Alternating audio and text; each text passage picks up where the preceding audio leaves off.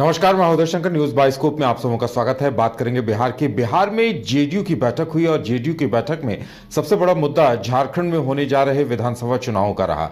झारखंड के पदाधिकारी पहुंचे हुए थे। झारखंड से राज्यसभा सांसद खीरू महतो हैं, वो भी बिहार पहुंचे हुए थे, बैठक में शामिल हुए और बैठक के बाद उन्होंने जो कुछ कहा है वो चौंकाने वाला है। उन्होंने कहा है कि हम 81 सीटों पर चुनाव की तैयारी कर रहे हैं और लगभग 13 लोगों की सूची नीतीश कुमार को सौंप दी गई है।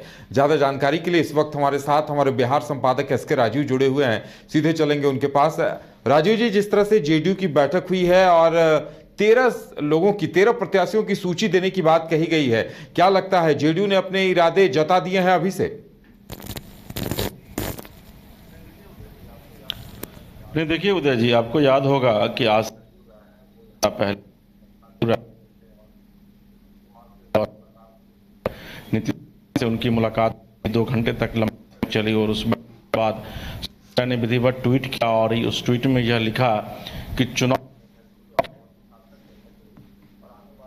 बहुत ही सार्थक रही, आने वाले दिनों में इसको सार्वजनिक किया जाए। तो उस समय से इस बात को लगाए जा रहे थे जेडीयू जो है वो पूरे से चुनाव लड़ने का मूड बना चुकी है और तैयारी कर रही है। और चूंकि सरयू राय नीतीश कुमार के पुराने मित्र हैं, जब बिहार और झारखंड एक हुआ करता था उस समय वो लोग साथ हुआ करते थे, साथ चुनाव भी वो लोग लड़ते थे। तो सरयू राय के साथ नीतीश कुमार की पुरानी दोस्ती रही है और सरयू राय ने ये कहा भी था कि नीतीश कुमार उनके बहुत ही पुराने मित्र चुनाव चर्चा थे। अब देखिए, सीएम हाउस में जो है वो बैठक बुलाई गई थी। उस बैठक में जेडीयू के जो झारखंड अध्यक्ष हैं, राज्यसभा सांसद हैं खीरू महतो, वो यहाँ आए हुए थे। इसके साथ साथ अशोक झारखंड के हैं, इसके चौधरी कार्यकाल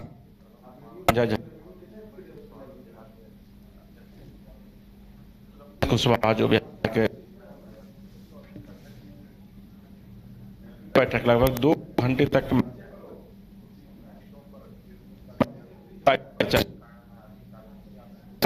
जाएगा।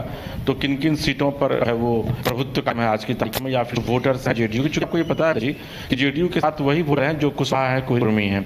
तो वो वोटर किस किस सीटों पर उनका ज्यादा प्रभुत्व है, उनकी ज्यादा संख्या है। और खीरू महतो ने एक बयान दिया और खीरू महतो ने यह कहा है कि कुर्मी को एससी में शामिल शेड्यूल कास्ट करवाएंगे। हो सकता है कि इस के साथ झारखंड में जो है वो विधानसभा का चुनाव जेडीयू लड़े। और आपको ये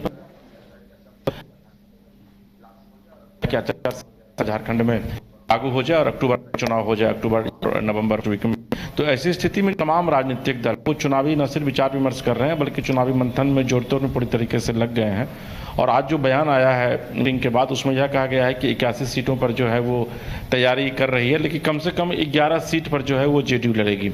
दूसरी जो महत्वपूर्ण बात है वह यह है कि बयान में यह भी कहा गया है कि बीजेपी के साथ जो है, चूंकि अभी जो एनडीए है उसमें जेडीयू जो है वो सहयोगी है, तो ऐसी स्थिति में एनडीए के साथ ही चुनाव लड़ने की ये लोग मंशा बना रहे हैं। और जो तैयारी कर रहे हैं उसमें यह है कि एनडीए के साथ ही रह करके चुनाव लड़ा जाएगा। लेकिन बीजेपी कितना भाव देती है जेडीयू को झारखंड में, ये सबसे महत्वपूर्ण बात होगी, सबसे बड़ी बात होगी। और दिलचस्प भी होगा यह कि जेडीयू बीजेपी जो है वो जेडीयू कितना भाव देती है। हालांकि चूंकि जेडीयू की आज की तारीख में बड़ी भूमिका है, केंद्र सरकार में 12 सांसद हैं, बिहार में उनकी सरकार चल रही है, ऐसी स्थिति में अगले साल बिहार में भी चुनाव होना है।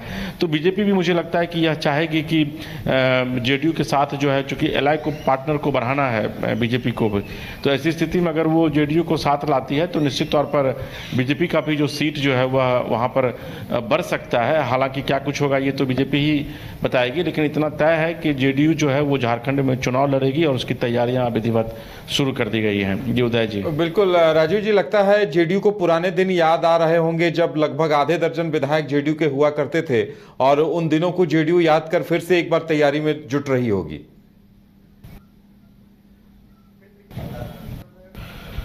नहीं, देखिए उधर में जो हमारे पास जो जानकारी है, हालांकि इसके विषय में आप बेहतर बता सकते हैं, शायद झारखंड में जो वोट परसेंटेज है वो जेडीयू का वो लगभग 7 से 9% के करीब था, जो जिस समय जेडीयू वहाँ से चुनाव लड़ी थी और उसके 5-6 विधायक जो है वो जीत करके आए थे। वहीं दूसरी तरफ अगर आप बात करेंगे तो बिहार और झारखंड का जो बॉर्डरिंग जो एरिया है उससे जो कंसर्न डिस्ट्रिक्ट हैं सटे हुए, लगभग 15 डिस्ट्रिक्ट हैं, वहाँ पे कोयरी कुर्मी की संख्या जो है वो बहुत ज़्यादा है, जिसको आप पटेल कहते हैं, उनकी संख्या जो है वहाँ पर ज़्यादा है। तो जेडीयू ये जरूर चाहेगी कि अपने उनका जो वोटर है, और चूंकि नीतीश कुमार को कोयरी कुर्मी जो है वो अपना नेता मानते हैं, और जैसे मैंने आपको बताया कि झारखंड चुनाव में ये लोग कुर्मी को शेड्यूल कास्ट में शामिल कराने का एक मुद्दा जो है वो उठाएंगे। भाई स्टेट कोटे से जो आरक्षण जो मिलता है उसमें कुर्मी को जो है वो शेड्यूल कास्ट में शामिल किया जाए।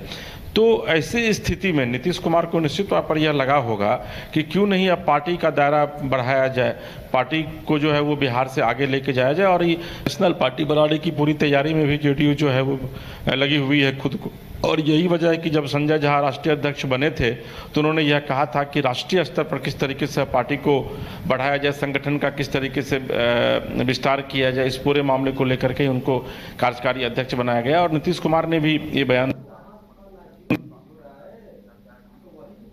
यह थोड़ा स्वास्थ्य ठीक नहीं रहता है स्थिति में को और पूरे नेशन राष्ट्रीय स्तर पर करके ले जाना है, तो इसलिए वो संजय झा कार्यकारी राष्ट्रीय अध्यक्ष बने। तो ये भी एक वजह है कि जो चाहती है कि अपने न सिर्फ अपने संगठन का राष्ट्रीय स्तर पर उसको बढ़ाया जाए, बल्कि कई राज्यों में कि लड़े।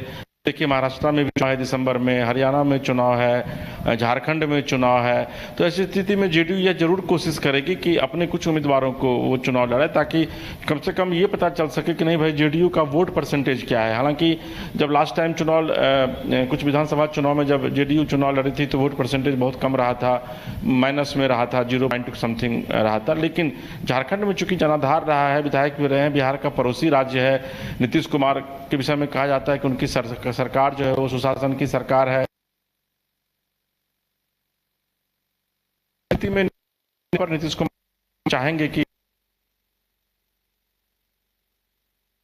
लड़े और झारखंड में नौ लड़े कि आगे क्या कुछ अंतिम तौर पर बीजेपी निर्णय लेती है। लेकिन जिस तरह से 11 सीटों पर दावेदारी की गई है, जेडीयू ने कहीं न कहीं बीजेपी की टेंशन जरूर बढ़ा दी होगी।